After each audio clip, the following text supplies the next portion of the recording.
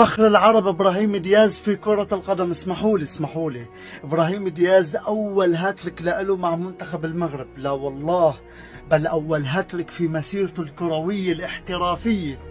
ابراهيم دياز مع منتخب المغرب 8 مباريات 9 مساهمات تهديفية. يا مدريد ارحموه لدياز، لازم يكون مشارك اساسي، مش مشارك اساسي، لعبوه دقائق اكثر. يا مدريد حتخسروا اللاعب المغربي، حتخسروا فخر العرب ابراهيم دياز. أول هاتريك جميلة منك يا دياز، كم أنت جميل، وكم أسود المغرب أسود الأطلس تطغى على أي خصم وتفوز بالسبعة وتترك البصمة الجميلة للتاريخ. 7-0 مع هاتريك إبراهيم دياز.